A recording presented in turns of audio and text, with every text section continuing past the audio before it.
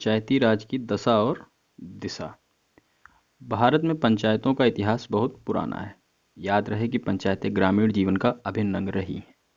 समय के साथ साथ स्वरूप बदलता चला गया। पंचायतें संविधान सभा में बहुत जद्दोजहद के बाद संविधान का अंग बनी। पंचायती राज का शुभारंभ राजस्थान के नागौर जिला से 1957 में हुआ। पंचायती राज की शुरुआत तो हुई, लेकिन कुछ राज्य जैसे कर्नाटक, पश्चिम बंगाल आदि को छोड़कर अन्य राज्यों में कोई खास तवज्जो राज्य सरकार द्वारा नहीं दी गई। इसके दो मुख्य कारण रहे।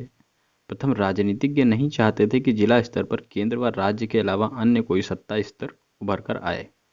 दूसरा ये कि नौकर साहब ही नहीं चाहते थे कि पंचायती राज को बढ़ावा मिले, क्योंकि उनको पंचायतों के हितकर में कार्य करने के बजाय अपने उच्च अधिकारियों के नियंत्रण में कार्य करना अच्छा लगता है, क्योंकि इससे उनको अच्छी सीआर यानी कि वार्षिक गोपनीय प्रतिवेदन वो मिल सके, जिसके आधार पर वे अपनी कैरियर में आगे बढ़ सकें।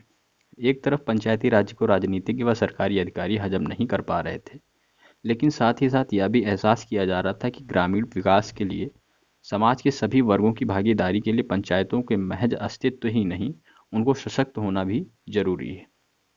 इस तथ्य को ध्यान में रखकर 1988 के आसपास तत्कालीन प्रधानमंत्री राजीव गांधी ने सत्ता लोगों के हाथ में सौंपने की पहल की। इस पहल में ग्रामीण समाज के विभिन्न वर्गों जैसे अनुसूचित जाति, अनुसूचित जनजाति, महिलाओं की भागीदारी सुनिश्चित करने के साथ साथ पंचायतों को अधिकार देने की पहल भी शामिल थी।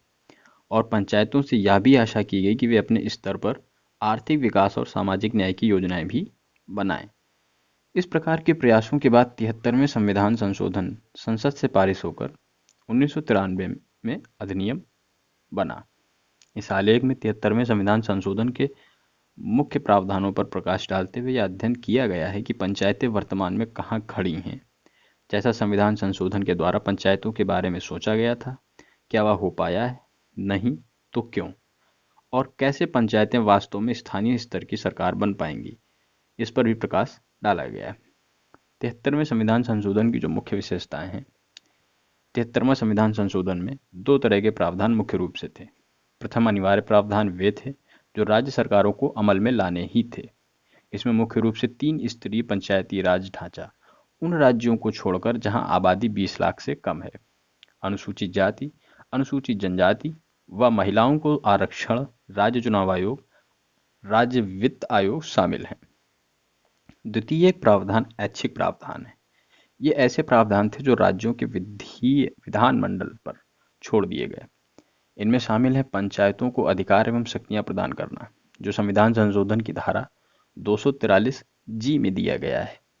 यह प्रावधान इस प्रकार है कि राज्यों के विधानमंडल पंचायतों के वे अधिकार व शक्तियां प्रदान करें कि वे स्वायत्त शासन की संस्थाएं बन सकें, व अपने स्तर पर आर्थिक विकास की एवं सामाजिक न्याय की योजनाएं बना सकें।